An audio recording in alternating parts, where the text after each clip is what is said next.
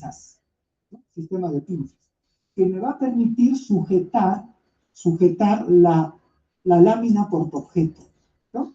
A los costados, yo voy a encontrar acá los tornillos de desplazamiento que me permiten desplazar la muestra que quiero observar, ¿no? Si yo quisiera, retiro la pinza. Si yo quiero ir en este microscopio, igual, tiene un sistema de pinzas, y se van a dar cuenta que aquí, en este lado, ya no está en el lado derecho, sino en el izquierdo, voy a encontrar los tornillos de desplazamiento. ¿Listo? Entonces hace que la platina pueda girar. De alguna otra manera pueda yo darle la ubicación de la muestra que quiero observar, ¿no? Luego vamos a tener este tornillo. Miren, en el caso de este microscopio, yo tengo aquí el tornillo macrométrico y aquí el tornillo micrométrico. ¿Para qué me sirve el tornillo macrométrico? Me hace el juego vertical de la platina, para que yo pueda alejar o acercar el objeto que quiero observar. ¿Se dan cuenta que sube y baja? ¿Y por qué le dicen macrométrico y le dicen micrométrico? Porque el macrométrico da desplazamientos más prolongados, más grandes, ¿no? En cambio, el micrométrico pareciese que no se mueve, ¿no? Estoy moviendo, pareciese que la platina no se mueve. Pero cuando uno observa, se va a dar cuenta que este micrométrico juega un papel importante. Va a darle mejor enfoque y nitidez a lo que yo quiero observar. En este caso están separados, macrométrico, micrométrico. Pero en este de acá se va a dar cuenta que el tornillo macrométrico y micrométrico está en la misma posición. El de afuera es el macrométrico, miren cómo se desplaza la platina para arriba y para abajo. Y luego el micrométrico es este, ¿no? Pareciese que no se mueve, pero sí se está desplazando la platina. Y con esto voy a buscarle nitidez al objeto que estoy observando. Luego voy a tener este sistema de acá, ¿listo?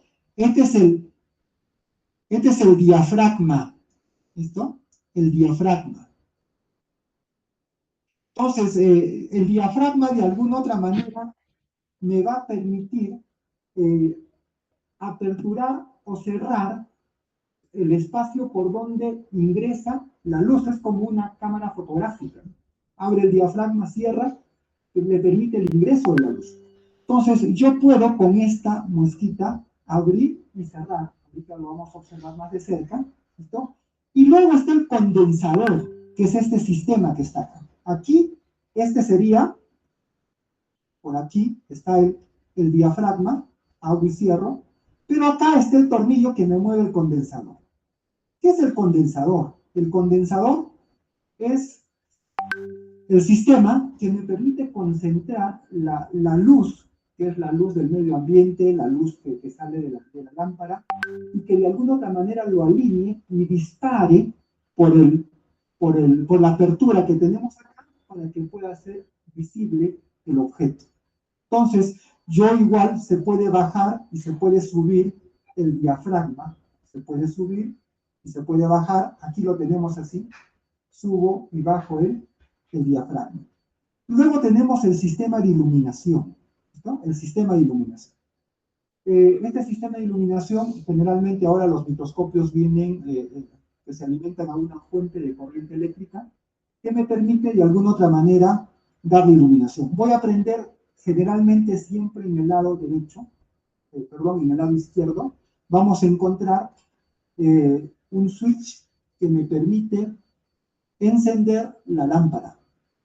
Enciendo y se van a dar cuenta que ya tengo luz, iluminación, y voy a tener, en el caso de este microscopio, tengo dos sistemas que me permiten regular la cantidad de luz que va pasando. Este que es el diafragma, cierra y abre. Si usted se da cuenta, miren cómo va cambiando la intensidad de la luz. Ahí estoy abriendo, ahí estoy cerrando, ¿no? Ese es uno. Y el otro es el que tenemos acá, que no tiene este microscopio, que me permite darle la intensidad de la luz. Yo puedo graduar, puedo bajar toda la luz puede incrementar la intensidad de la luz. ¿Para qué nos sirve poder manejar la intensidad de la luz? Hay algunas muestras que se van a observar mejor con un contraste de luz. Nos sirve para poder manejar ese contraste y buscarle nitidez al objeto que estoy observando. Bueno, esas son las partes que tiene el microscopio. Ahora vamos a ir a la pizarra para explicarles más o menos cómo es el aumento. Vamos a ver, vamos a explicar cuántos aumentos me proporciona cada vez que yo voy intercambiando de objetivo en el microscopio. Habíamos dicho que los oculares pueden tener una medida de 10x o pueden tener una medida de 20x. El que tenemos aquí en el microscopio es de 10x, ¿no? De 10x. Los objetivos, también habíamos mencionado que teníamos un objetivo de 4x, un objetivo de 10x, de 40x y de 100x. Y habíamos mencionado que tenían un color estándar a nivel internacional, rojo, amarillo, celeste y blanco. Para saber cuántos aumentos le estamos dando o estamos obteniendo con el microscopio, basta con multiplicar 10 por 4, 40. Yo voy a tener 40 aumentos. Quiere decir que si yo utilizo el objetivo de 4x con el ocular de 10x, yo voy a estar aumentando 40 veces esa imagen. Si yo voy 10x con el de 10x, 10 por 10, 100, tendría 100 aumentos, con el de 40x, 400, y con el objetivo de inmersión, que es de 100x, tendría 1000 aumentos, que es el que vamos a utilizar para poder observar algunos microorganismos en aguas estancadas. Jóvenes, en el desarrollo de su práctica, ustedes van a encontrar algunas preguntas, pero voy a darles algún alcance de cómo es que trabaja el microscopio o cómo viaja el haz de luz. Si tenemos la platina y tenemos el orificio donde ingresa la luz, ¿listo? Mire bien lo que va a pasar, ¿listo? Mire bien lo que va a pasar. Usted va a poder desplazar a la derecha y a la izquierda, pero quiero que vea bien este asunto. Imaginemos que el haz de luz, ¿listo?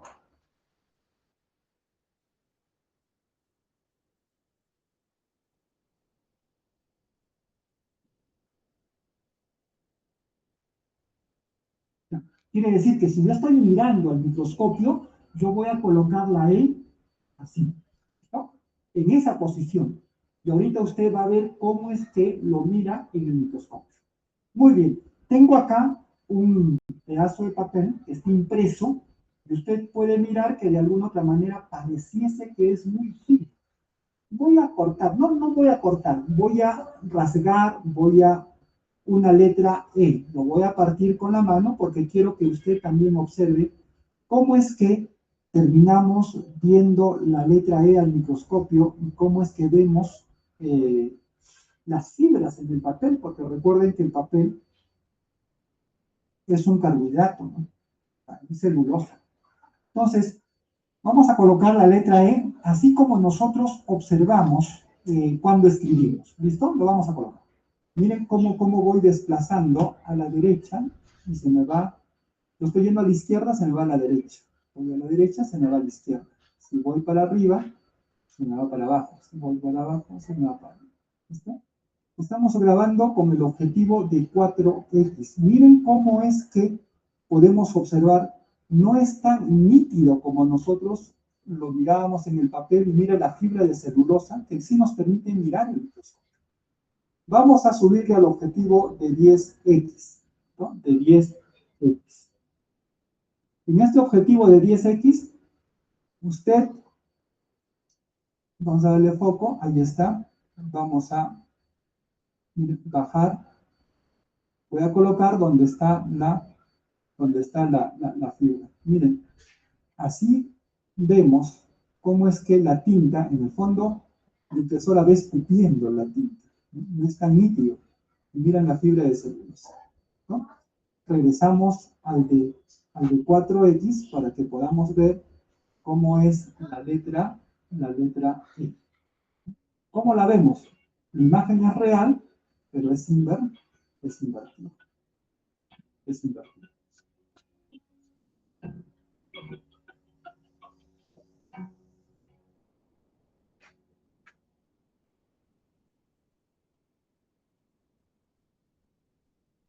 Bueno, entonces ya con eso podemos también conocer la herramienta que vamos a utilizar, ¿no es cierto?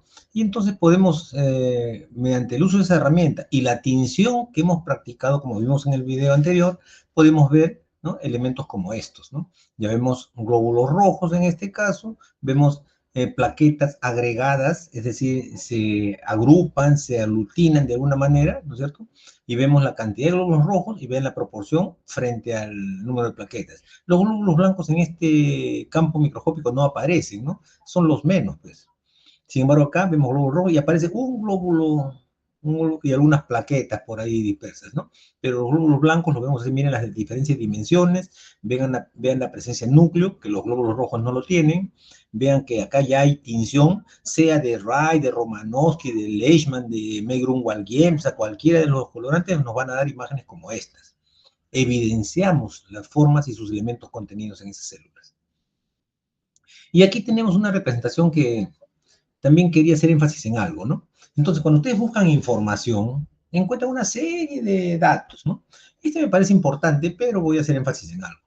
Entonces, si esto representa el tubo, si todo esto representa el tubo de prueba, ¿no?, con la muestra depositada ahí, una vez que se ha centrifugado, entonces se agrupan los elementos formes allí, y ojo que acá vemos una interfase. Esa interfase donde se muestran los glóbulos blancos, donde se muestran las plaquetas, es una pequeña interfase ahí, que es imperceptible y poco significativa. Por eso, cuando se habla de hematocrito, se hace referencia a los eritrocitos o glóbulos rojos, ¿no? En este caso, en esta representación, es aproximadamente 42% de los elementos formes y 58% aproximadamente lo que es el plasma. Habíamos dicho que todo el conjunto se llama hematocrito, ¿no? Y el hematocrito, el valor está dado por la cantidad que ocupan los glóbulos rojos respecto del total de la muestra. Entonces, aquí, por ejemplo, se habla de algunos valores referenciales. El hematocrito en hombres y en mujeres, ¿no? 40-54, 37-47. La hemoglobina está contenida en estos elementos formes, ¿no?, de 14-17 y de 12-16, por ejemplo, en hombres o mujeres respectivamente.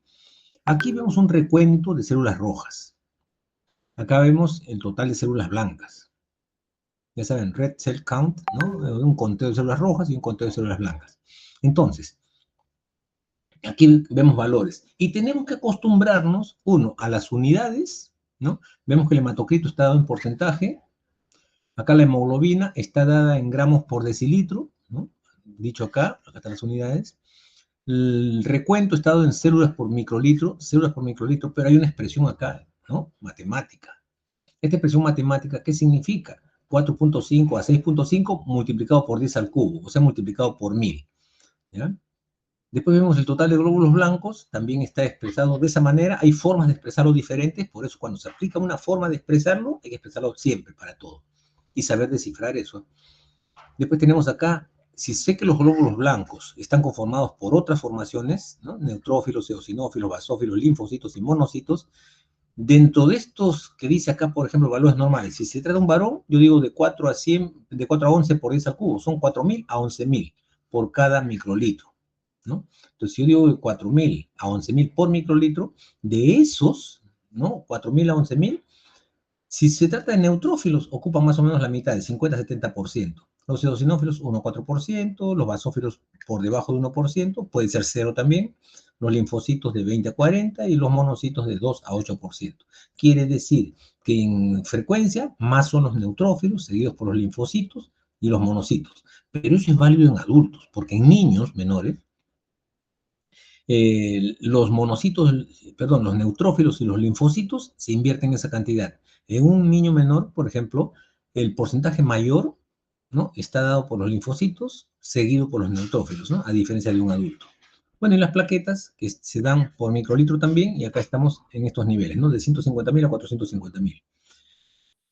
Esta información, ¿no?, que puede ser cualquiera que ustedes puedan revisar, vean ustedes que si revisamos correctamente, y a eso debemos también abocar, ¿no?, no todo podemos darlo por hecho, por válido. Entonces, yo puedo determinar errores. Y vean ustedes, si hemos dicho hace un rato que mayormente los glóbulos rojos se encuentran a nivel de millones, seguidos por las plaquetas que están a nivel de cientos de miles, y los glóbulos blancos que están a nivel de miles solamente, vemos que acá las unidades de ambos están iguales. Miren, no solo las unidades, perdón, los números de ambos están iguales, o sea, están orientados a 10 al cubo. Aquí hay un error. Este 10 al cubo, ¿no? Este 10 al cubo que veo acá, estos dos datos deben ser no al cubo, sino a las 6. ¿No? Entonces esta información es errada, ¿no? Eso es lo que debemos revisar siempre cada vez que leamos algo. Una información puede ser oficial, muy bien editado, todo lo que quieran, pero hay un error ahí. Porque en realidad son de 4.5 a 6.5 por 10 a la sexta, es decir, millones por microlitro, ¿no? ¿Ya? Entonces, eso es lo que debemos evaluar y es lo que tenemos que hacer, porque cuando ustedes den su examen y pueden hallar los cálculos que quieran, pero si las unidades no las usan correctamente, los cálculos no lo hacen correctamente, entonces invalida completamente eso. ¿Ya? Tengan mucho cuidado en eso. Y les muestro una información que hasta en inglés viene para que no crean que la preparé yo así nomás, ¿no? Entonces vean que hay errores ahí y podemos definirlos claramente. Luego de conocer lo que es, ¿no? Los elementos formes, lo que es el plasma, ¿no? Entonces hay un proceso que tenemos que conocer, que es el proceso hematopoyético, porque el proceso hematopoyético tiene que ver con la formación de esos elementos que hemos visto. Los glóbulos rojos, los blancos, las plaquetas, ¿no es cierto? Responden a un proceso hematopoyético. Están presentes porque hay una hematopoiesis. Y hematopoiesis es la denominación general, donde involucra todos los elementos formes. Es un proceso dinámico, obviamente, ¿no? Dinámico, es continuo, ¿no? De proliferación, de diferenciación, de maduración de las células sanguíneas y parten de unas células germinales primitivas, ¿no? Que van a permitir asegurar una producción permanente y adecuada de elementos maduros. Los elementos formes son como nuestra vida. Nuestra expectativa de vida puede ser 75, 80 años, ¿no? Yo sé que al nacer, en algún momento vamos a morir, ¿no? Igualmente pasa con los elementos formes. Van a ser producidos, pero saben que vamos a tener algún tiempo en que van a ser seniles y van a morir. Entonces los glóbulos rojos, por ejemplo, duran 120 días. Entonces de los 90 días, 100 días ya empieza a haber algún deterioro, ¿no? En su funcionalidad, hasta que llega su tiempo de vida límite y son absorbidos para ser destruidos y reciclar algunos componentes que tienen, ¿no? Como el hierro, por ejemplo, ¿no? Como la globina, por ejemplo. Entonces el proceso hematopoyético es eso, ¿ya? Diariamente se producen en nuestro organismo cantidades extraordinarias de células sanguíneas. Ojo, aquellos glóbulos rojos que mueren, no es que todos son un mismo lote, ¿no? Hay unos que mientras están, digamos, haciéndose seniles, algunos hay otros que están produciendo recién, ¿no? Son neoformados, ¿no? Entonces, es continuo esto, porque algunos van muriendo y otros se van produciendo. Entonces, las cantidades de células sanguíneas que se producen en el organismo es bastante elevada. En un adulto de 70 kilogramos de peso se producen 2 por 10 a la 11 eritrocitos. Significa 2 con 11 ceros a la derecha, ¿no? Ya de qué podemos hablar. ¿Cuántos miles de millones son los que se producen? Igualmente 2 por 10 a la 11 de plaquetas y 7 por 10 a la 10 granulocitos. Granulocitos son parte de los glóbulos blancos. El proceso a través del cual se generan estas células en la sangre, habíamos dicho que se llama hematopoiesis, ¿no? Diferenciación, formación, proliferación, desarrollo y maduración, ¿ya? Y ocurre bajo condiciones específicas, ¿dónde? En la médula ósea de los huesos, ¿ya? Es importante saber esto. Entonces, no son, como les digo, no es algo que sea marcado, ¿no? Por ejemplo, si es glóbulos rojos o blancos o plaquetas, deberían producirse en la sangre, y no es así, pues se producen en la médula ósea de los huesos. La vida media, ¿no? De los hematíes, unos 120 días. De las plaquetas, de 8 a 10 días. Y los leucocitos, hemos dicho que son de varios tipos. Si son granulocitos, donde involucramos a los neutrófilos, basófilos y eosinófilos, duran entre 8 a 10 horas en el torrente circulatorio. Pero pueden migrar a tejidos, donde sobreviven 1 a 2 días. Los linfocitos, por ejemplo, viven durante varios años. La producción diaria de hematíes y de plaquetas puede aproximarse a unos 2.500 millones por kilogramo de peso y la de leucocitos a unos 1.000 millones por kilogramo. Datos referenciales, obviamente, ¿no? Ahora, la maduración y supervivencia de las células sanguíneas. Lo que habíamos dicho acá se resume en una forma ya más práctica, ¿no? Acá tenemos ¿no? Tabulado las células, el tiempo para llegar a ser células maduras, ¿no? Y cuál es su tiempo de vida. Los hematíes, por ejemplo, para que puedan ser formados hasta elementos maduros, duran unos 3 a 5 días, pero su tiempo de vida medio es unos 100 a 120 días. Los granulocitos, llámense los neutrófilos, basófilos y eosinófilos, ¿no? Tardan en salir ya maduros unos 5 a 6 días en producirse, ¿no? Pero tiempo de vida entre 9 a 10. Los monocitos tardan también en formarse hasta maduros de 5 a 6 días, pero pueden durar meses hasta años. Igualmente los linfocitos tardan de horas a días en su formación, pero pueden durar de meses a años, ¿no? Depende del organismo, el órgano, perdón, donde se pueden alojar. Y las plaquetas, que tardan en durar de 4 a 5 días, tienen 7 a 10 días de vida, ¿no? Aproximadamente, ¿ya? Porque eso puede estar condicionado también por algunas variables orgánicas. La hematopoiesis, ¿qué es? Y acá quiero que adquiramos un poquito de conciencia, ¿ya? Vamos a observar este dato porque es importante. La hematopoiesis, ese proceso habíamos dicho, de formación, diferenciación, desarrollo, maduración, etcétera, de los elementos formes de la sangre, ¿no? Está tabulado aquí. Entonces, vemos un eje, ¿no? Dos ejes, perdón, ¿no? Donde vamos a graficar la fase prenatal, el nacimiento y la fase postnatal, ¿ya? La prenatal, obviamente, la vida intrauterina que dura 9 meses, y la estamos graficando en meses. El nacimiento que se da, ¿no? En promedio a los 9 meses, ¿no es cierto? Y el postnatal, donde vamos a involucrar ahí ya años, ¿ya? Porque el postnatal implica hablar de hasta nuestros fines de nuestra vida, ¿no? Entonces acá lo estamos graficando a los 10, a los 20, 30, 40, 50 años hasta la muerte, ¿no? Cuando hablamos de la fase prenatal, ¿no?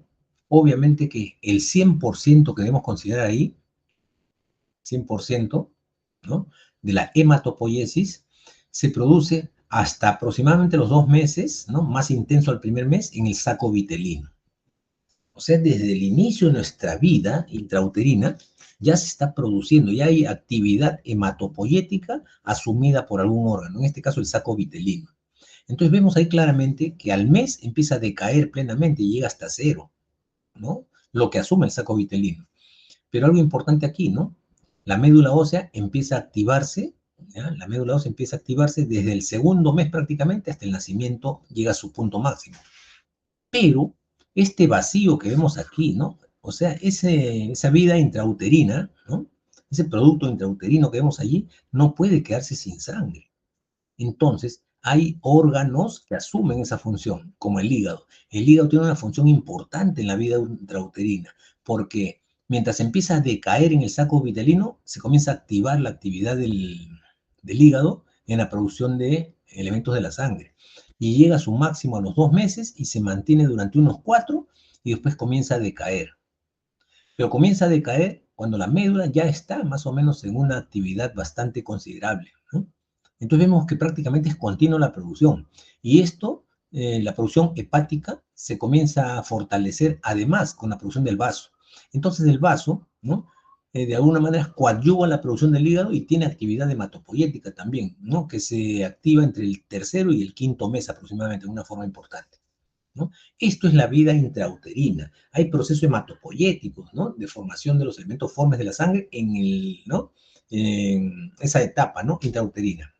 En el nacimiento, ya la médula empieza, ¿no? Ya tiene un nivel máximo de producción, pero a través de los huesos largos como la tibia. Entonces la tibia tiene una actividad hematopoyética bastante grande, ¿no? Al momento del nacimiento, pero comienza a decaer, ¿no? Comienza a decaer hacia digamos, hacia los 25 años de vida, ya la tibia casi no funciona, pero hay un órgano, perdón, hay un hueso largo también como el fémur, ¿no? Que asume y coadyuva esa actividad hematopoyética, al igual que las costillas que asumen y tienen una producción hematopoyética bastante grande que se prolonga, ¿no? Hasta gran parte de nuestra vida adulta, ¿ya? Por ejemplo, hacia los 20 años, ya las costillas tienen una gran producción de elementos de la sangre que lo asumen hasta los 50 años aproximadamente, ¿no? Sin embargo, existen otros huesos que ya de largos pasan a ser planos, como por ejemplo el esternón, que es muy importante como, ¿no? Lugar de hematopoiesis, ¿ya? Y las vértebras, que son las que se mantienen hasta la actualidad, ¿no? ¿Ya? Como puntos de producción hematopoyética que dura hasta el final de nuestra vida, ¿no?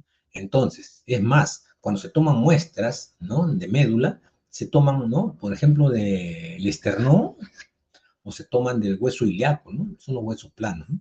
¿Ya? En, digamos, un neonato, ¿no?, tiene gran actividad a nivel medular, pero de huesos largos como la tibia, el fémur, ¿no? Pero después, con el transcurrir de los años, el esternón y las vértebras son parte importante en esta actividad, ¿ya?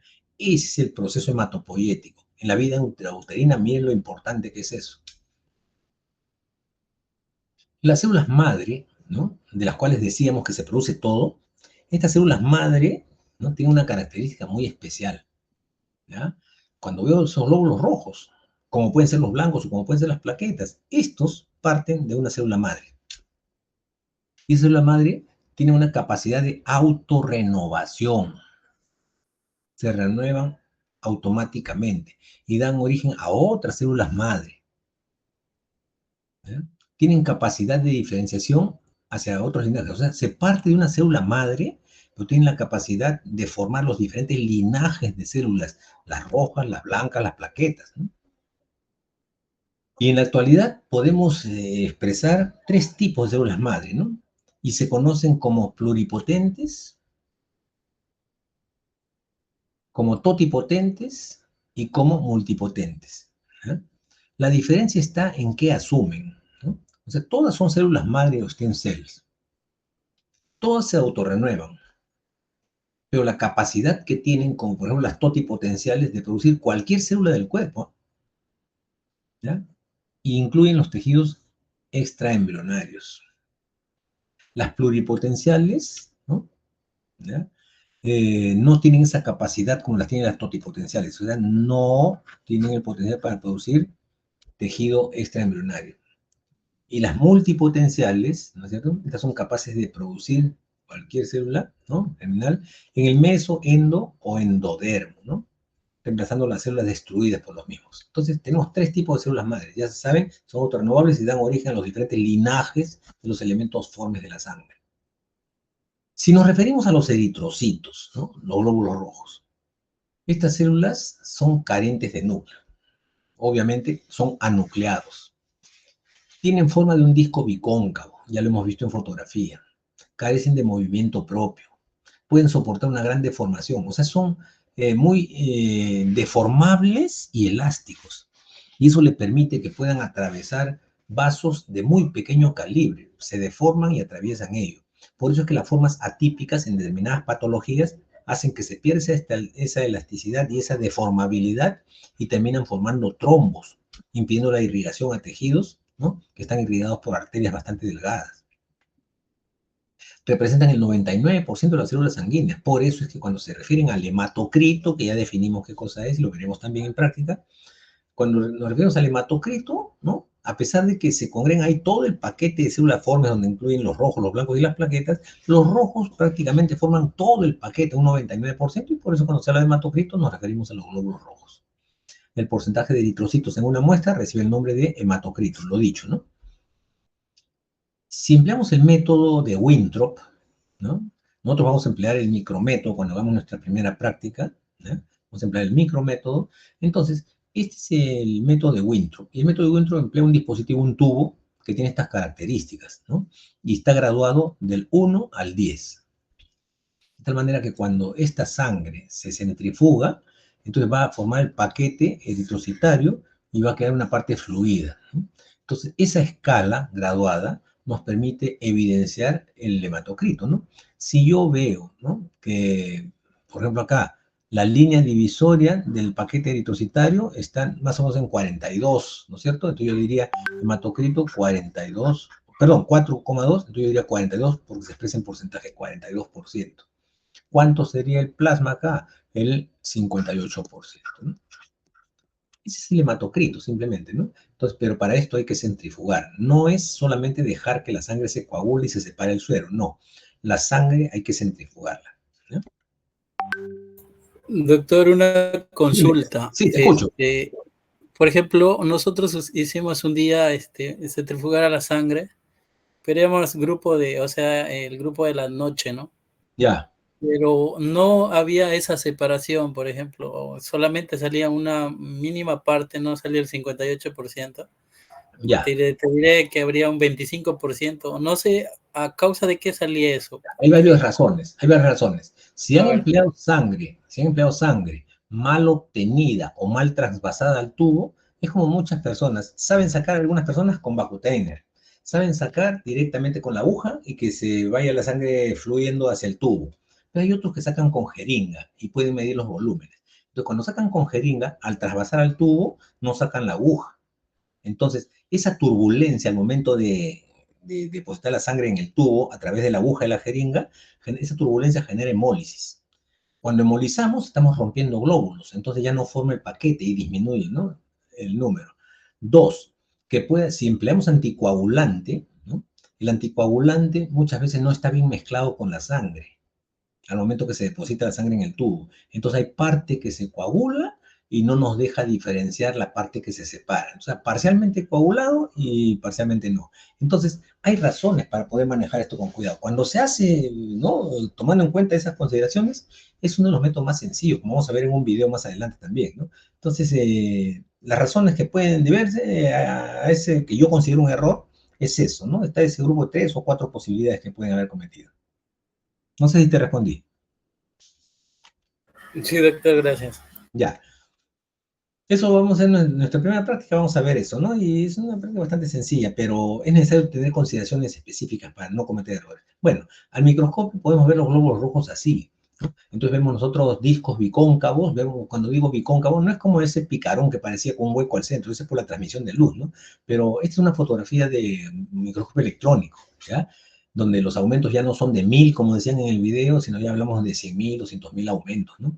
Ya eso se fundamenta en un chorro de neutrones que van a aplicarse sobre la muestra, dándonos imágenes como estas, ¿no? Bueno, tridimensionales, ¿no? Entonces, ahí vemos algunas formas que parecerían atípicas, pero no lo son tanto, sino simplemente la deformación, ¿no?, la deformación que sufren por la acumulación y movimiento y flujo, ¿no?, la deformación que tiene por su elasticidad los glóbulos rojos, ¿ya? Vemos nosotros que la periferia es siempre más voluminosa y el centro siempre resulta más estrecho, no más plano, ¿ya? Entonces aquí vemos una foto de acercamiento donde se aplican los mismos criterios que estoy hablando, y entonces estos eritrocitos tienen un diámetro de aproximadamente 7,5 micras, más o menos algún décima, dado que su diámetro posee variaciones muy pequeñas, a esto se llama la regla del histólogo, ¿no? Entonces no podemos pensar siquiera que todos los glóbulos rojos tengan las mismas dimensiones, ¿no? Siempre hay una variabilidad. Y cuando hablamos de esas variaciones, ¿no?, eso, ¿no?, nos dan un dato de laboratorio que se conoce como AD o RDW. AD en español, ¿no?, amplitud de distribución ¿no?, de amplitud de distribución de los glóbulos, de la forma, o RDW, que es también ¿no?, red distribution width, ¿no?, amplitud de distribución de las células rojas, ¿ya? Entonces, esa regla del histólogo nos dice eso, ¿no? Hay una más menos variación en el tamaño, ¿ya? Y eso puede ser mucho más amplio, ¿no? O sea, cuando ya esa variación entre los tamaños resulta marcada, entonces nosotros hablamos, ¿no?, de alguna patología posible. Ese es un tema que tiene que ver con un concepto llamado anisocitosis. Entonces nos podríamos referir a anisocitosis marcada cuando hay una diferencia de tamaños. El más pequeño es, por ejemplo, como 1 y el otro es como 10, ¿no? Porque de repente casi todos están entre 6, 7, 6, 7, ¿no?, por ahí, ¿no? Pero cuando ya la diferencia es muy marcada, decimos anisocitosis marcada, puede ser moderada o puede ser leve, ¿ya? Pero siempre hay diferencia. Lo que pasa es cuando la amplitud es muy, muy amplia, entonces ya podemos pensar en alguna patología, ¿ya? Entonces, anisocitosis cuando nos referimos a dimensiones, porque cuando nosotros vemos variaciones, pero en cuanto a morfología, hay otra denominación que se conoce como poiquilocitosis, ¿ya? Vayan aprendiendo esta nomenclatura y les dije desde la primera clase, manejemos nomenclatura, ¿ya? Ya no podemos hablar en forma burda, tenemos que hablar técnicamente, ¿no? Ese es nuestro lenguaje. En su extremo grueso, ¿no?, o sea, es decir, la periferia, se puede encontrar una aproximación a 2,6 micras, ¿no? O sea, esa parte de periférica que es más voluminosa, y el centro puede estar muy aproximadamente a los 0,8 micras, ¿no? Ahora, ¿qué cosa es una micra? para algunos será común, será conocido, pero otros no nos imaginamos qué cosa es, ¿ya? Porque si yo digo el metro, ya saben qué dimensiones tiene. Pero si yo el metro lo divido en 10 partes, yo tengo decímetros. Si lo divido en 100 partes, tengo centímetros. Si lo divido en 1000 partes, tengo milímetros. O sea, cada partecita del metro es un milímetro. Pero si yo lo divido en 1.000.000 de partes, ya tengo un micrómetro, ¿ya? Entonces imagínense, un metro dividido en 1.000.000 de partes, entonces las dimensiones, el diámetro, 7.5 partecitas de una millonésima, entonces corresponden al diámetro del glóbulo. Y 0,8 micras o micrómetros, ¿no?, corresponden al espesor de la parte central del glóbulo rojo. Son cantidades bastante pequeñas, ¿no? Son, dimensiones bastante pequeñas. Ahora, como todo organismo vivo, llámese los vegetales, los animales, hasta la tierra, ¿no? La tierra que tiene sus mares, los mares, la parte líquida de la tierra, ¿no?, tiene aproximadamente las 2/3 partes, ¿no?, del planeta. Entonces, cuando decimos que los glóbulos tienen un 66% de agua, un 33% de hemoglobina y un 1% de proteínas, bueno, el 66% es agua, es decir, las 2/3 partes, ¿no? Se cumple la regla, ¿no?, de los seres vivos, ¿no? Solo realizan glucólisis y vías del fosfogluconato. Esas son las dos reacciones que posibilitan, son posibles que se realicen en el glóbulo rojo.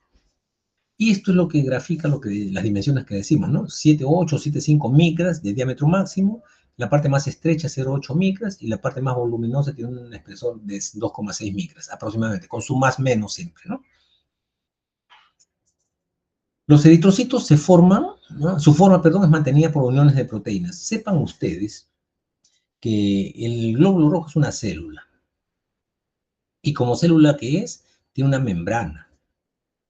Y sabemos que la membrana de toda célula es lipoproteica, ¿no? Glicoproteica.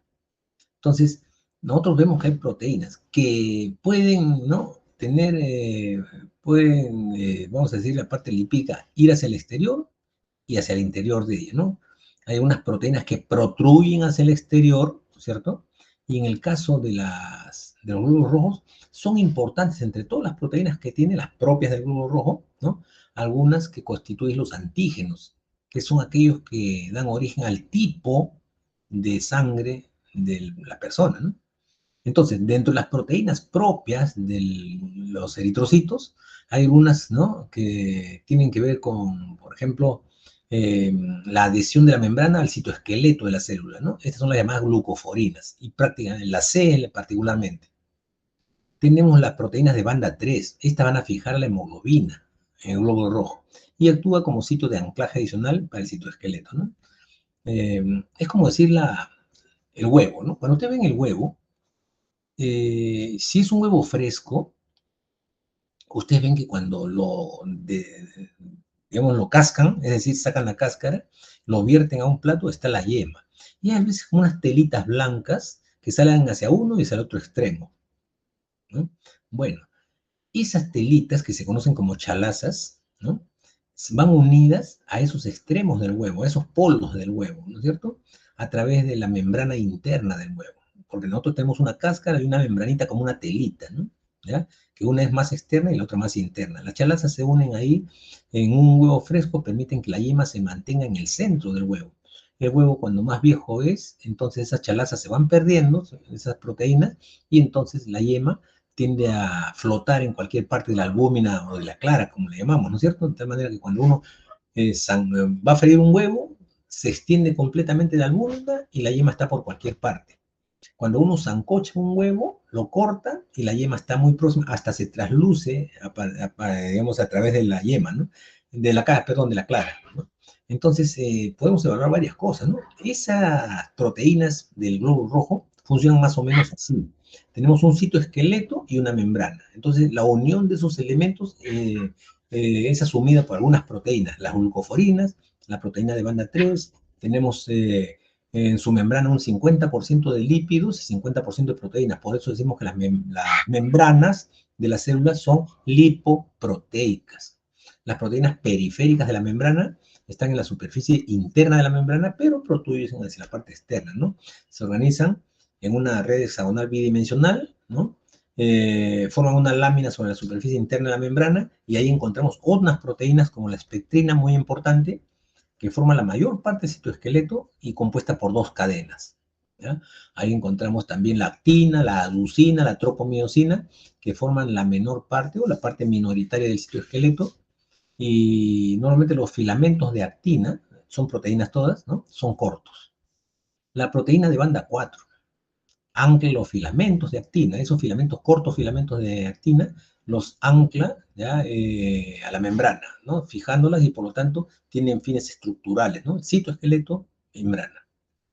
La proteína de banda 4,9 y 4,2, estas van a anclar los demás filamentos del citoesqueleto de la membrana.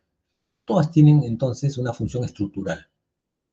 Es importante conocer esto porque cuando muchas veces los glóbulos rojos tienen defectos, hay que explicarlos el por qué, qué es lo que está pasando, ¿no?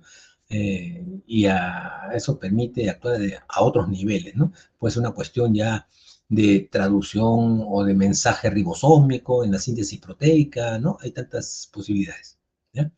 Bien, acá tenemos tiempo todavía, ¿no? Algo menos de 1 hora, pero quisiera que observemos este video. De lo dicho hasta ahora, se ha hablado del hematocrito, ¿no? ¿Ya? Y estamos tratando en este momento los glóbulos rojos. ¿Ya? Entonces quisiera que observemos este video y dígame si hay audio y movimiento, por favor. ¿Se oye? ¿Se oye? Sí, profe. Ya, entonces observemos, ¿ya?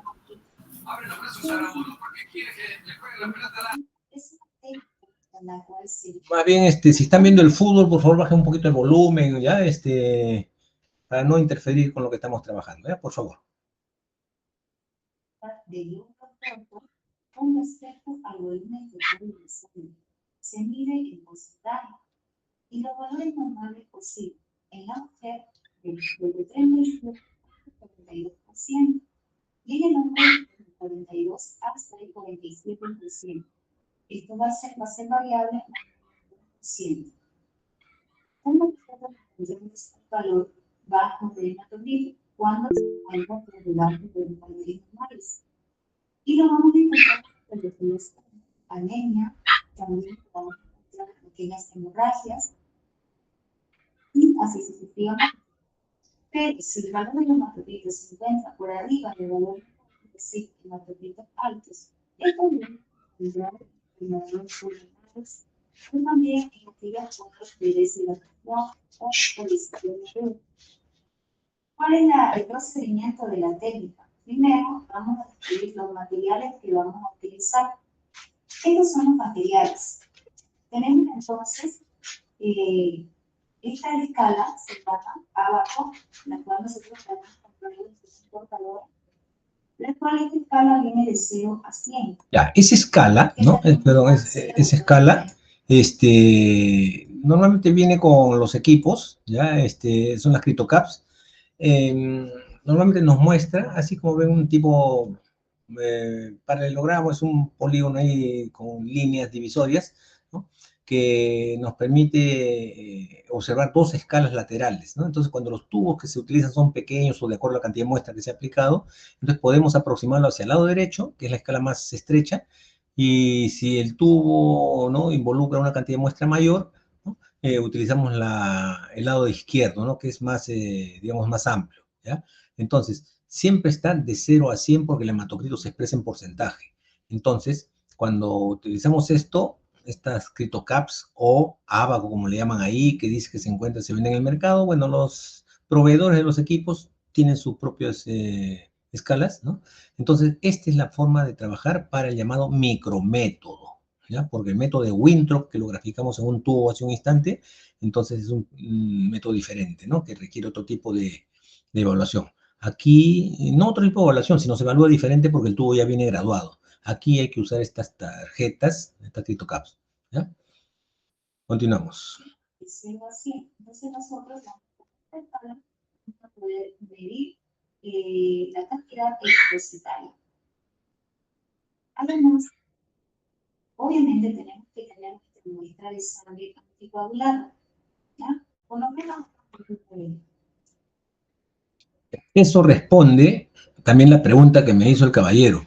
Cuando me dice que obtuvo un hematocrito, que no era convincente, ¿no? Entonces, la sangre que está anticoagulada, obviamente la tiene allí, y cuando centrifugue, va a centrifugar correctamente, asumiendo que han colocado la sangre con el anticoagulante y no agitaron correctamente, y vamos a ver ahí cómo agita después, a pesar de que ya lo hizo, pero aquí previo al trabajo también va a tener que hacerlo. Cuando se agita convenientemente, ojo, no hay que exagerar en la agitación, porque esa turbulencia que se genera también genera hemólisis. Y nosotros lo que queremos es que los glóbulos rojos se mantengan intactos y se centrifuguen y se acumulen al fondo, para que ocupen espacio que vamos a medirlo.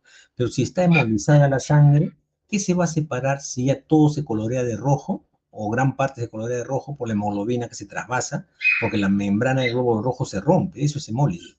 Entonces la hemoglobina sale y lo que era plasma se va a teñir con el rojo de la hemoglobina y no permitiendo la diferenciación, ¿no? Eso es lo que hay que tener cuidado. Es la cantidad que tenemos por el medio. Luego, tenemos que usar también los tubos capilares. Fíjense, estos tubitos capilares la van a servir para realizar la técnica del hematocrito. Además, tenemos que tener la fibra absorbente y la plastilina. Entonces, la plastilina que viene alrededor de 1 al 10, o dependiendo de la cantidad de muestras. Este viene hasta el 24. Esta plastilina nos va a servir para hacer de tubitos capilares. También vamos a necesitar la centrífuga, la cual es magnético, en la cual Se recomienda que esa plastilina que muestra, ¿no? Pues esa plastilina que usan los niños en sus trabajos de colegio, ¿no?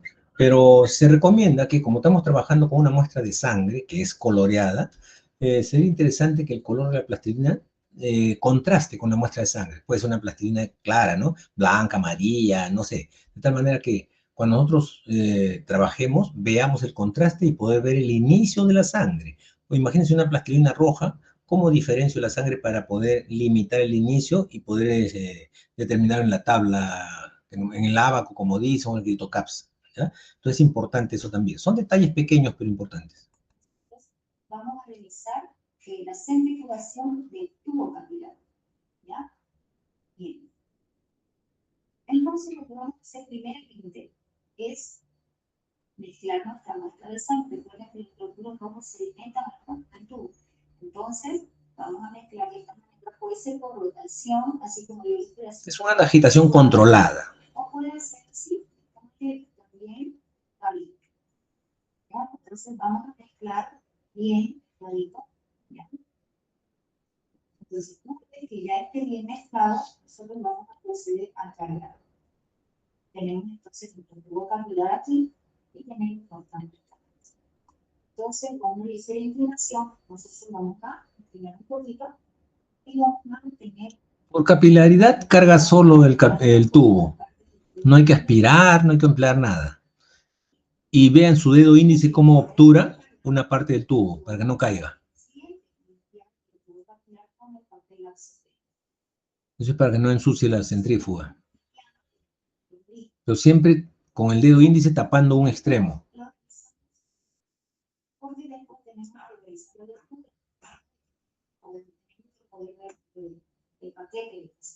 Entonces, luego de eso, vamos a llevar a sellar con la plastilina. Entonces, nosotros sellamos con la plastilina alrededor. Aquí sería el movimiento para que no se salga la plastilina. Porque la centrifugación, por la fuerza centrífuga, lo va a expulsar hacia la parte inferior del tubo. Por eso es bueno sellar bien. Y miren el contraste de la plastilina dentro del tubo, ¿no? Podemos ver dónde se inicia la sangre.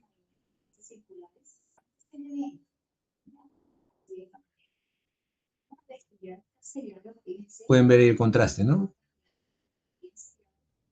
Entre unos 0,8 milímetros a 1 centímetro es más o menos importante para poder darlo ya para trabajar.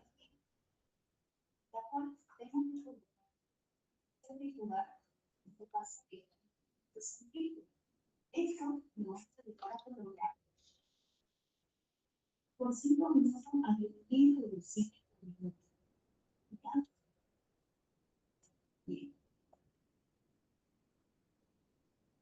Para que podamos visualizar esto, voy a hacer la cámara para que puedan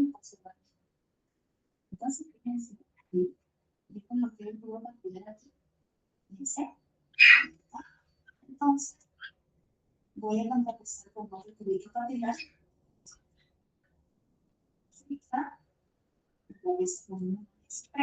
Ya, algún comentario. Esta se llama microcentrífuga. Como ven, es una centrífuga, no la convencional que conocemos, ¿no? Donde metemos tubos de prueba convencionales, ¿ya? Aquí están posicionados los tubos capilares en unas ranuras, ¿no? Donde encajan perfectamente. La parte donde se ha colocado la plastilina, ¿no es cierto?, va hacia la parte periférica. Y la parte libre del tubo, próxima al eje central de la centrífuga. Siempre tiene que haber un contrapeso, de lo contrario genera vibración y puede haber ruptura de tubos y descalibre el equipo, ¿no? Es importante conocer eso, ¿no? Ahora, hay centrífugas como la que contamos en el laboratorio, una de las centrífugas que contamos en el laboratorio, ¿no?, que ya viene calibrada las revoluciones por minuto, ¿no? Normalmente estas microcentrífugas para el trabajo de hematocrito, en este caso quien está exponiendo dice 10.000 revoluciones. Bueno, esta es una centrífuga en la que se puede calibrar las revoluciones por minuto, pero que están en el orden de los 10.000 revoluciones, o la que tenemos en el laboratorio, por ejemplo, ya viene calibrada para 12.000 o 10.000 revoluciones, ¿no? Entonces ya eso no se calibra, sino simplemente se colocan, ¿no?, siempre, ¿no?, los tubos capilares con un opuesto, un contrapeso, ¿ya? Esas ranuras en ese disco donde están posicionando las muestras son el número de 24 normalmente, ¿no? Entonces 24 muestras podemos colocar allí, ¿ya? Una vez que se colocan los tubos, hay una tapa que va a fijar los tubos capilares para que no pueda, o sea, como una forma de evitar que se escapen de esa ranura donde están colocados, ¿no?, para fijarlos de alguna manera. En este caso es por presión, pero la microcentrífuga que tenemos en el laboratorio es por rosca, ¿ya? O sea, aseguramos la rosca y van a quedar fijados los tubos capilares, ¿ya? Bien, seguimos.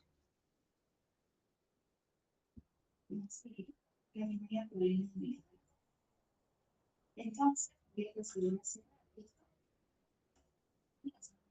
presión y luego cierro y luego, fíjense aquí, tenemos vamos a colocar esto al filo y aquí la revolución. Entonces, nosotros vamos a colocar alguna revolución de conecto, por ejemplo, la revolución, ¿sí?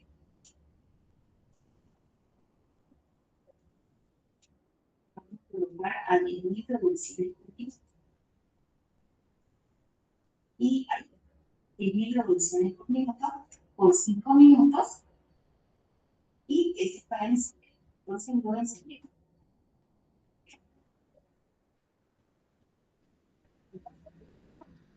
La pantalla.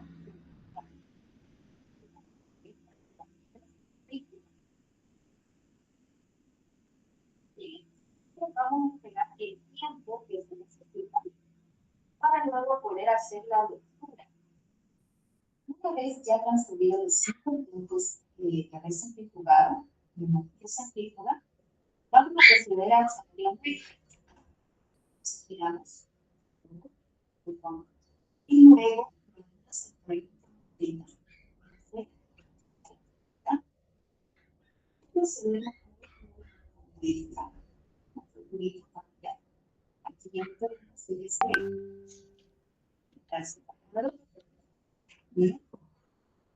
aquí fácilmente podemos visualizar el paquete electrocitario y aquí la parte del plasma.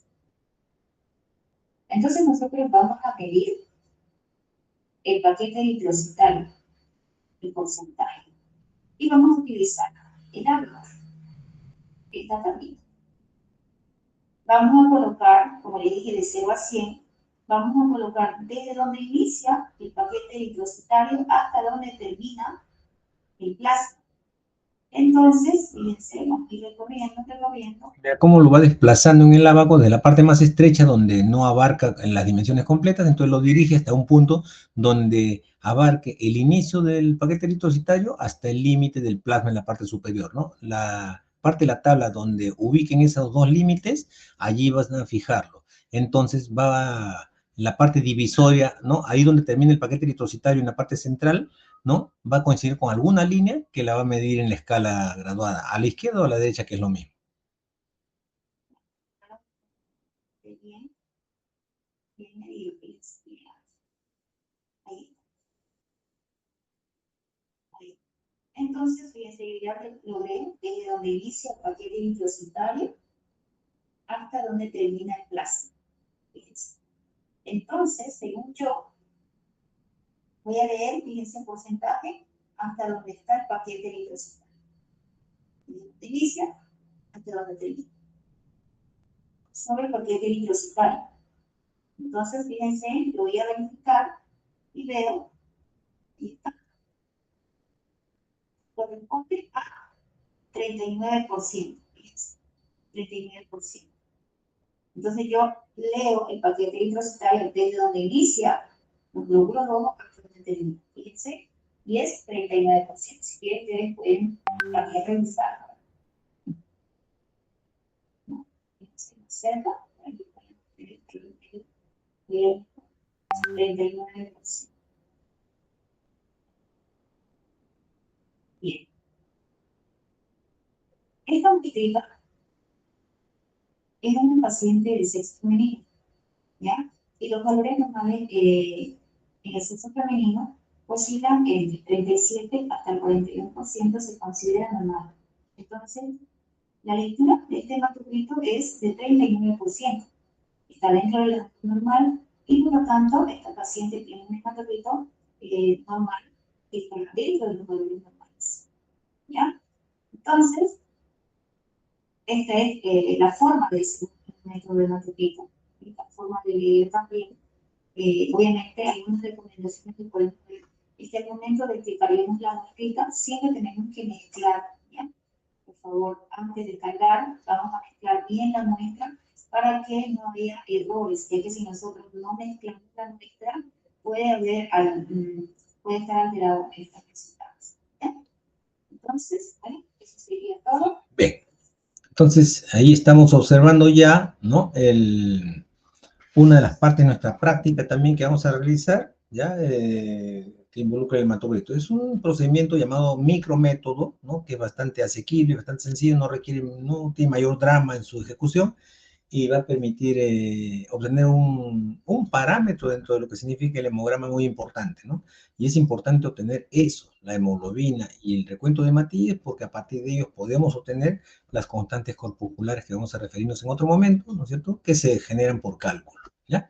Bien, hasta ahí creo que ya está consolidado de alguna manera la parte, vamos a decir, macro de lo que es el estudio de la sangre, ¿no? La hematología. Sin embargo, para eso hay que entender también algunos elementos que comprenden el proceso hematopoyético, ¿no? Ya habíamos definido lo que es la hematopoiesis, ya habíamos dicho que es un proceso formador de los elementos celulares existentes en la sangre, que en condiciones normales están representados esos elementos formes por los rojos, ¿no? Llamados eritrocitos o hematíes, los glóbulos blancos llamados leucocitos y las plaquetas llamadas trombocitos. Eso ya tenemos el concepto claro. Estas células tienden a irse destruyendo paulatinamente, ¿cierto? De tal manera que una vez que alcanzan el final de su ciclo vital, ¿no? Puede ser como consecuencia de su actividad funcional, o sea, ¿no? Cumplen con sus funciones, su límite en su tiempo de vida media, ¿no es cierto? Y entonces tienen que ser sustituidas por otras neoformadas, o sea, formadas de formación reciente, ¿no? ¿Ya? Y este es un proceso que es continuo, como decíamos, ¿no? ¿Ya? Es inmediato y es continuo, constante, perenne, ¿ya? Imagínense que, ¿no? Que todas las células tengan el mismo origen, digamos, el fecha de origen. Entonces pasan 120 días y todas quedarían en el aire muertas, ¿no es cierto? Entonces, ¿cómo se sustentaría lo que es sangre? Entonces, esto es una cosa continua, perenne, van muriendo y van generándose otras neoformadas. Estas células neoformadas, a diferencia de las células de otros tejidos, no tienen un origen autóctono. Esto es importante resaltar, ¿no? Teóricamente uno pensaría, pues, ¿no? Las células de la sangre tienen que formarse en la sangre, y no es así, ¿ya? Se forman en otros tejidos, ¿no? Que tienen un origen mesenquimal común, ¿no? Y ya vamos a ver que está orientado hacia la médula ósea. Por esta función de producción de células hemáticas, entonces, estos órganos, estos tejidos que se encargan de la formación de estas células hemáticas se conocen como tejidos hemopoyéticos o hematopoyéticos. Ahora, estos elementos constitutivos de estos tejidos hematopoyéticos, ¿no?, forman agregados celulares, ¿no?, y constituyen verdaderos órganos que se conocen como órganos hematopoyéticos. O también pueden ser extendidos en el llamado tejido hematopoyético difuso o hemohistioblástico, ¿no? Entonces, hay órganos hematopoyéticos y tejido hematopoyético difuso. Los órganos hematopoyéticos, ¿no?, acá, ¿no?, por excelencia, tenemos la médula ósea. Y en la médula ósea se producen los glóbulos rojos, ¿no? Tenemos los linfocitos y los polimorfonucleares granulocíticos, tenemos los monocitos y tenemos las plaquetas. Pero también tenemos los órganos linfáticos. Ahí tenemos los corpúsculos de Malpighi, ¿no?, que se encuentran en el vaso, los nódulos linfáticos, las amígdalas, el timo, las placas de Peyer, ¿no? Y aquí se van a producir los linfocitos, ¿ya? Entonces, los linfocitos se producen en médula ósea, pero más importantes son los órganos linfáticos, ¿no? Bueno, tenemos ahí dos tipos de órganos hematopoyéticos, la médula ósea y los órganos linfáticos. Entonces, la médula ósea nos permite producir las diferentes estirpes o linajes de las células formes de la sangre. El tejido hematopoyético difuso, ¿no?, o sea, no los órganos hematopoyéticos, sino el tejido hematopoyético difuso o tejido hemohistioblástico, ¿no?, es ubicuo, es decir, está en cualquier parte, ¿no?, simultáneamente. Donde exista tejido conectivo y capilares sanguíneos, ahí va a estar el tejido hematopoyético, ¿no? ¿Ya? Aquí tenemos órganos, ¿ya?, en los cuales forman el tejido sostén, denominado este tejido retículo histiocitario, ¿no? Nombres que a veces nos marean un poquito, ¿no? Pero creo que enfoquémonos en lo más importante, ¿ya?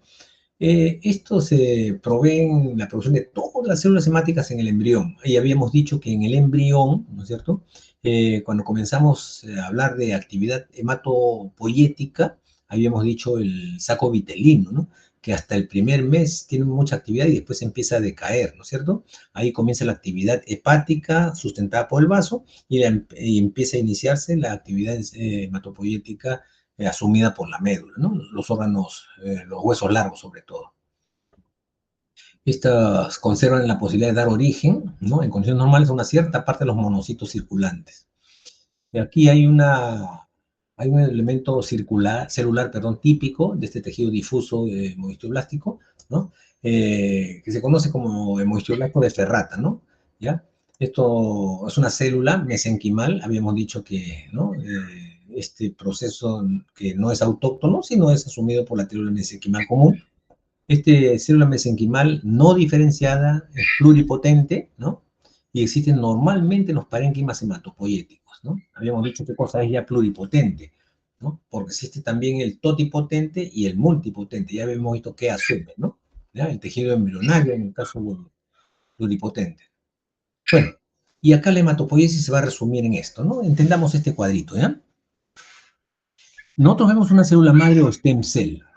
Esta célula madre decíamos que es renovable, se autorrenuevan, ¿no?, y que son idénticas todas, pero tienen tres características, tres tipos, digamos así, ¿no?, por lo que asumen. Habíamos dicho la pluri, la toti y la multipotente, por un lado.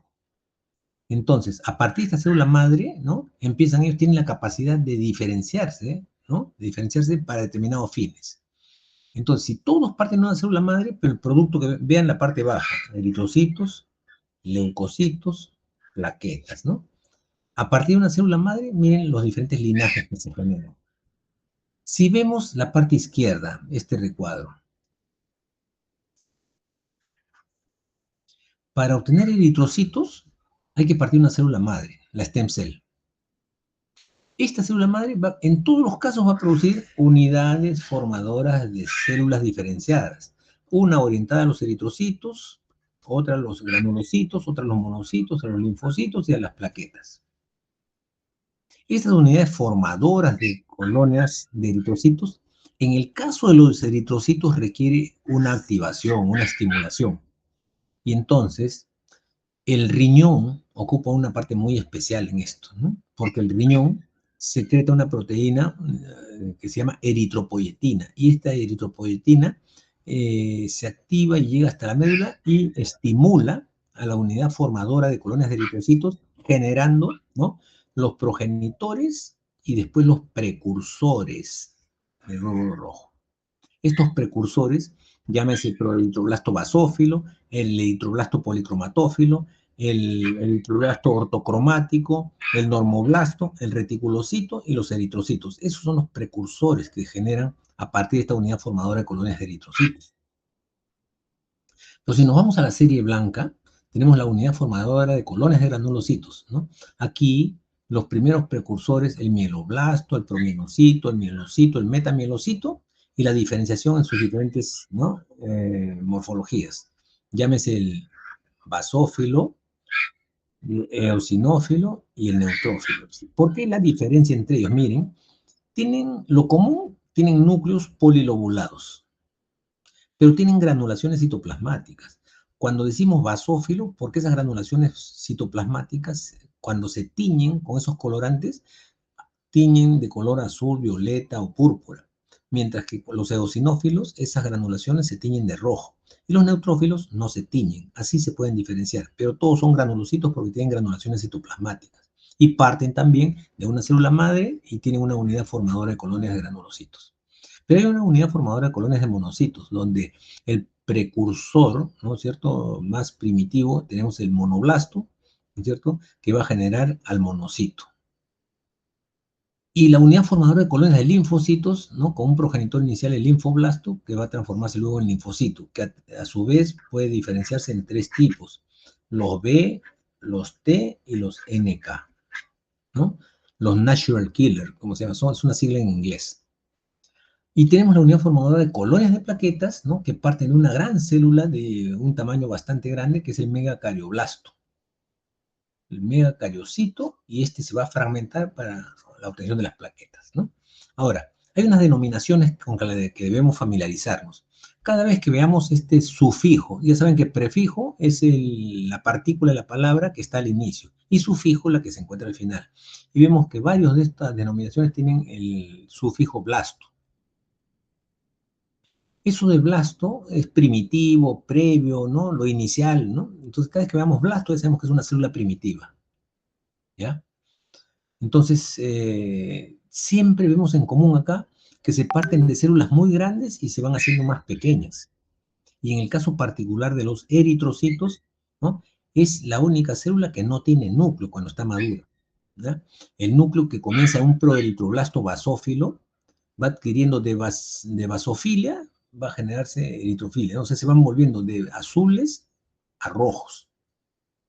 Y el núcleo se va perdiendo. Y cuando llega al estadio, ¿no?, o al estadio evolutivo llamado eritroblasto ortocromático, ahí empieza a eyectarse como normoblasto, ya consolida la eyección del núcleo, ¿no?, quedando el estadio reticulocito, que tiene algunas inclusiones de cromatina en su citoplasma que también van a ser eliminadas, transformándose en lo que conocemos como eritrocitos, ¿no?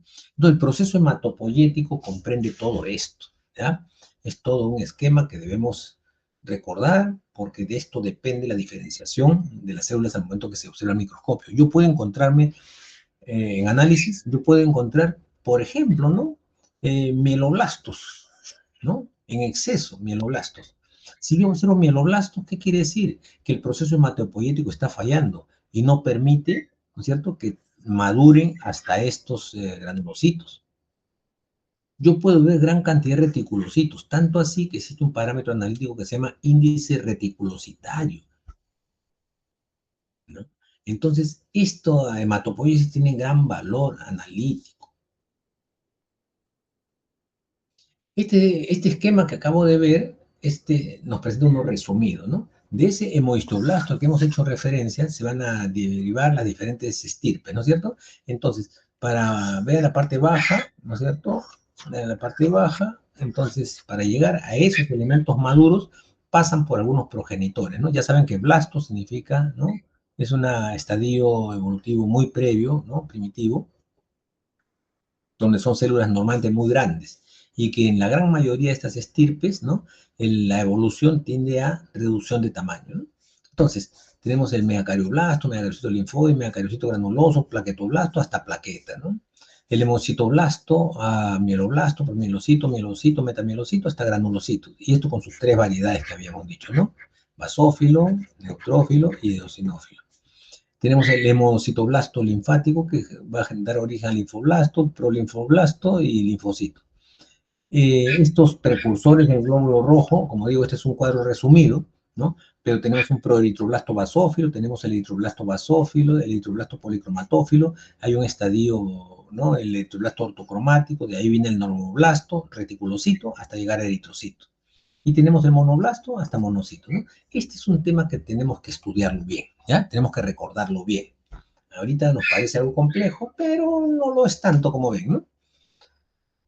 Bien, y si nos referimos a la hematopoiesis, ¿no? Cuando está orientada a alguna de las estirpes o linajes específicos, en el caso, por ejemplo, si hablo de glóbulos rojos o eritrocitos, el proceso se llamará eritropoiesis. Si yo me refiero a los leucocitos, el proceso se llamará leucopoiesis. Y cuando me refiero a lo que son las plaquetas o trombocitos, el proceso se llamará trombocitopoiesis, ¿no? En este cuadro, ¿no? Ya vamos a ver el proceso hematopoyético, pero orientado solamente a los glóbulos rojos. Entonces, habíamos dicho que los riñones proveen, ¿no es cierto? Proveen a la eritropoyetina, ¿cierto? Que se conduce hasta la médula ósea para activar, ¿cierto?, la producción de glóbulos rojos. ¿Y cuándo es necesario que se active este proceso? Cuando hay carencia de glóbulos rojos, cuando hay, por ejemplo, un estado hemorrágico, un estado anémico, no sé, ¿no? Entonces, hay momentos en donde esta eritropoyetina es muy importante. Por eso, vean el problema, ¿no? ¿Qué pasa cuando es por ejemplo, hay un funcionamiento deteriorado de los riñones, ¿no? ¿Ya? Hay una disfunción renal, de tal manera que esta eritropoyetina se ve limitada en su producción. Entonces, ¿de qué forma podría activar o estimular la producción de glóbulos rojos, ¿no? Miren, la consecuencia de un problema renal puede devenir en una producción deficiente de glóbulos rojos. Entonces, en la médula ósea se produce esta célula precursora hematopoyética, que es un progenitor, ojo, progenitor, porque después ya vienen los precursores como el proeritroblasto, el eritroblasto basófilo, el eritroblasto policromatófilo, el eritroblasto ortocromático, de ahí viene el normoblasto, reticulocito, donde ya eyectan completamente el núcleo, y finalmente el eritrocito. Este eritrocito ya está en condiciones de salir a la circulación, como vemos, ¿cierto? Y a partir de los 90 días, 100 días, de los 120 que tiene de vida, ¿no es cierto? Entonces estos glóbulos rojos se van haciendo seniles, ¿no? Se van haciendo seniles y son eliminados, ¿cierto? Son eliminados. Y parte es reciclada, como el hierro, por ejemplo, de la hemoglobina, ¿no? Entonces, esto ya puede ser, el hierro que se elimina puede ser asumido por la transferrina, que es como decir el bus, el vehículo, la movilidad, ¿no? Vamos a decir, es el Uber de los glóbulos rojos, ¿no? ¿Por qué? Porque el hierro, perdón, del hierro, el hierro, ¿no?, puede ser reciclado y puede ir en esa transferrina conducido hacia diferentes partes donde puede ser utilizado. Nuevamente a la médula, o puede haber un depósito de hierro que se conoce como ferritina, ¿cierto? Entonces, es utilizado cada vez que se requiera, ¿ya? Y bueno, ahí viene ya el reciclado de los elementos como la globina, que va a formar parte del pool de aminoácidos, etcétera, ¿no? Entonces, este es el proceso hematopoyético, ¿ya?, orientado a los glóbulos rojos, que se llama eritropoiesis, porque veremos después también lo que es el proceso leucopoyético, que es un poquito más complejo. Nos quedan 12 minutos. Los fenómenos que caracterizan la maduración, vamos a tomar un tiempo para nuestra lista también, faltando 5 minutos. Los fenómenos que caracterizan la maduración de las células de la serie roja, ¿no? Por ejemplo, la eritropoiesis, habíamos dicho que nos muestra células muy grandes en principio y van a terminar en células más pequeñas. Decimos que muestran núcleo en principio y terminan con una célula nucleada. Muestran basofilia y se van haciendo acidófilos, ¿no? Entonces, la progresiva reducción de las dimensiones celulares es una característica, ¿no?, de la eritropoiesis. Las variaciones de tinción del citoplasma, ¿no? Va perdiéndose la basofilia, ¿no?, y va haciéndose más acidófilos. O sea, van volviéndose más rojos. pérdida del núcleo, ya lo hemos visto, ¿no? En el estadio de normoblasto y se consolida en el reticulocito, entonces hay pérdida completa del núcleo, ¿no?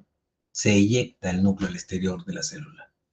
Hay una ausencia de granulaciones en el citoplasma, es un citoplasma completamente límpido y en todos los estados madurativos, ¿no? Y bueno, ese es el proceso eritropoyético, ¿ya? Bien. Este tema de hemoglobina lo vamos a dejar para la siguiente sesión porque el comenzarlo seguramente nos va a dejar con la miel en los labios, ¿no? Entonces vamos a dejarlo allí, ¿ya? La clase de hoy expositiva termina acá. Soporto preguntas si es que tienen para hacerlas, es el momento. Voy a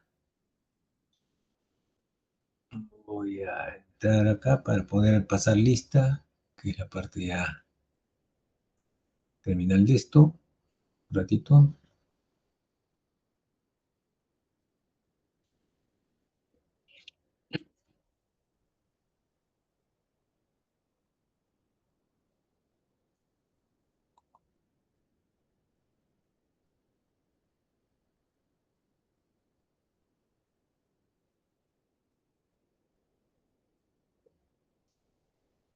Si no lo podemos hacer por ahí, lo haré con mi aplicativo.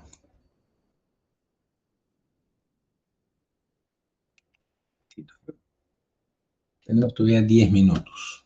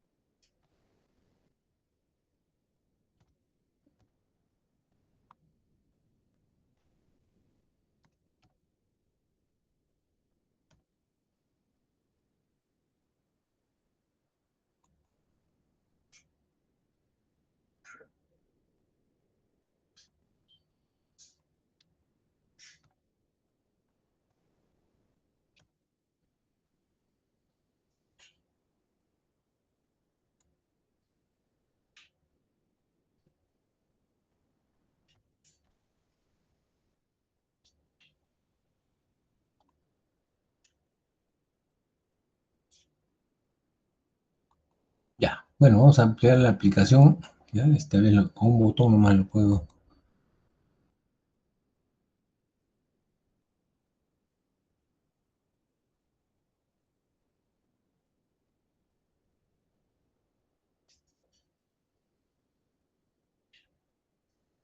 El 25 de marzo 2025. Aceptar. Ya está. Ya acabo de. Los que están presentes, ya acabo de consignarlos acá. Total de participantes, incluyéndome, ¿no? Porque yo aparezco también en la lista, 57, ¿ya? Somos 57 que estamos acá, de los que debemos ser, ¿no? Ahí me estoy incluyendo yo. Entonces, ya, la lista la acabo de pasar porque no podía entrar al intranet, ¿ya? De todas maneras ya tengo mi lista. Y si tienen alguna pregunta, alguna inquietud al delegado o delegada, no sé qué corresponde en esta aula, pero a mis cursos de análisis clínicos 1 les he mandado ya el formato 13 y les he mandado el formato 14. El formato 13 es al que debemos abocarnos, ya saben, ¿no? Entonces, bajo esos rubros que tiene, podemos ir cargando ya los datos y ver qué es lo que nos falta, ¿no? Para que puedan ya irlo estructurando y en la semana 4 deberíamos tenerlo ya prácticamente desarrollado, ¿ya? El proyecto. ¿Alguna pregunta?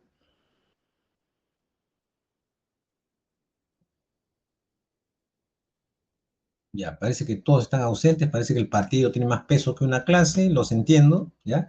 Pero creo que... Profe, buenas noches. Ya envié los formatos que usted me ha enviado a todo el grupo. Ya, entonces, bueno, cuando ya te presten atención, porque a mí no me la están prestando, ¿no? Entonces, les haces énfasis en eso, ¿ya? Por favor. Bueno, gracias por la atención y nos vemos la siguiente semana. Igualmente, profesor, gracias. Gracias, profesor. Gracias. Buenas noches. Gracias, hasta luego. Buenas noches. Cuídense mucho, buenas noches. Hasta luego. Buenas noches, profesor. Hasta luego, Buenas gracias. noches. Que les vaya bien, hasta luego. Buenas noches.